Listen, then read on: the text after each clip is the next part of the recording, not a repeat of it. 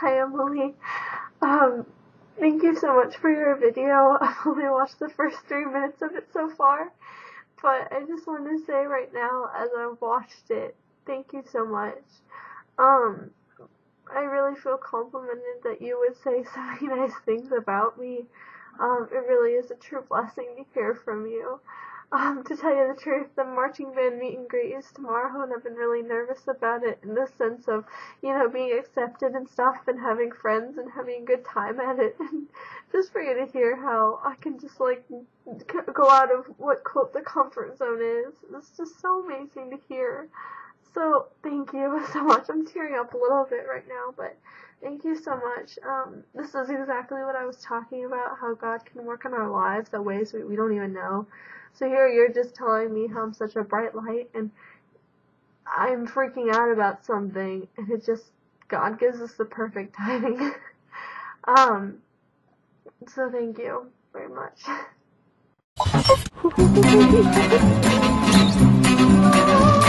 Sunshine, lollipops, and rainbows. Everything that's wonderful is what I feel when we're together. Brighter than a lucky penny when you're near. The rain goes, disappears, dear, and I feel so fine. This is totally your best just to know that you are mine. Hello, Emily. I had an entire video prepared and ready for you. I even had a list of everything I was going to do to stitch all my videos together from this entire week of insanity and, most importantly, from my retreat. But I'm not going to do that because the mood that you set up for my video is something that I cannot just destroy with my lighthearted stuff.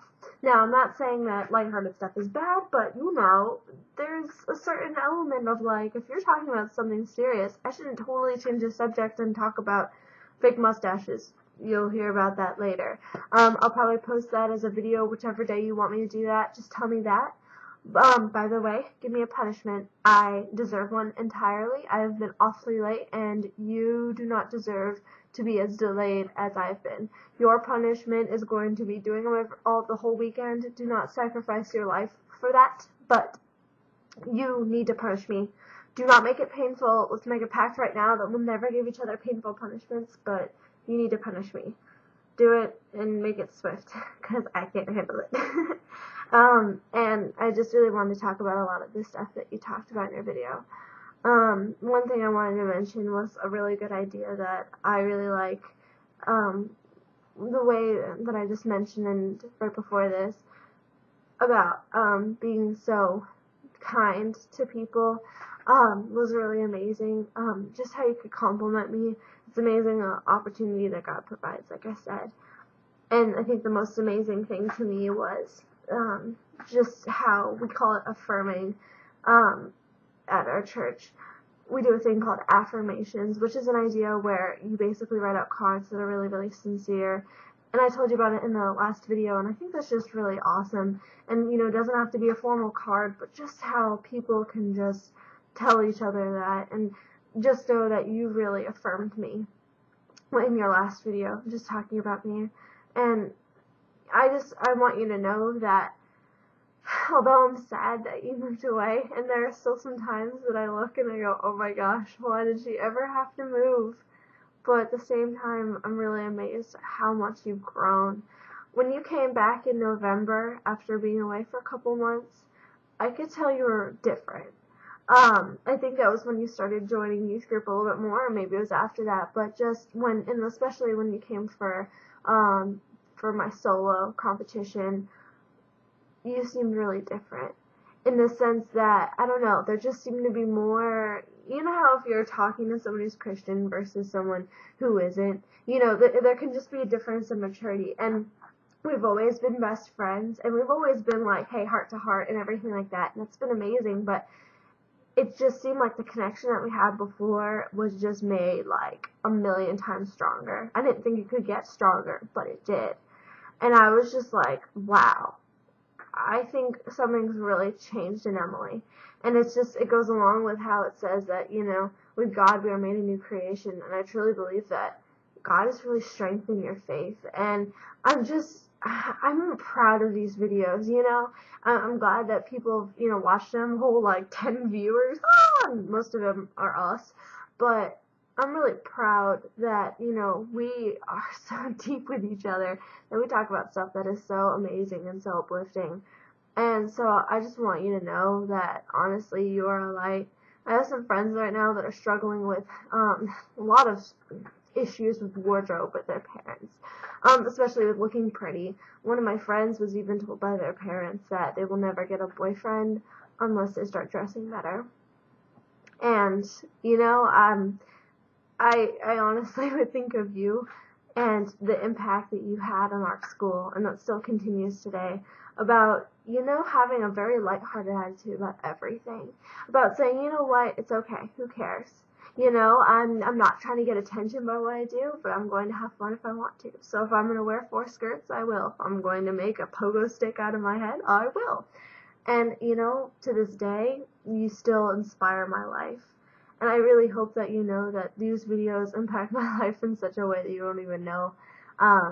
Because of these videos, I really look at my day with a brighter perspective, because I go, ooh, what would Emily like about this? And, oh, I think that she'll find this fun.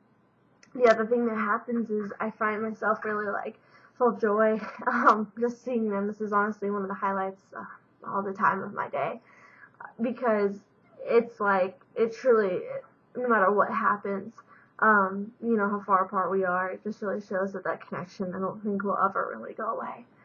So I just, you know, praise God, because, you know, I sense a change in you, and it's not something that was, you know, bad before, but it just seems like, I feel like our friendship is even stronger now than it was before. So, I think that's so amazing how God could make something so beautiful, again, about, you know, something that made you so sad for months. I'm so sad that had to happen, but how amazing it is looking back. Gosh, okay. So wow, that's awesome. And also, you know, talking about all that you discussed about abortion, yeah, I think it is a really hard and touchy subject in a lot of different cases. I'm not sure if you know this or not, but my mom actually did have an abortion, but the reason why she did is because her body would have never had the baby, because it was born, unfortunately, without a brain. It was a thing where, and I'm not trying to make this gruesome, but there was no, like, skull to it. So there was the head all around here, but instead of having the tissue form around here, it just curled up. So it kind of looked like Elvis, but not. And so the problem is that the body would never initiate the delivery, because of the fact that it wasn't fully developed. The body would say, no, it's not ready, no, it's not ready, no, it's not ready. So they had to abort. And I'll tell you, I think that was one of the hardest things that my mom has to do. We were going through files. My mom didn't even get to really, like, hold the baby or see it, because they just said it was so gruesome from how it looked. So, you know, I don't think, you know, my mom knows that there's no other option, but it's still one of the biggest, you know, regrets that she has of her life, but it was so out of her hands. A few years ago, we were going through files, and there was a birth certificate, and they did the whole thing that they do with babies, where they stamp their feet.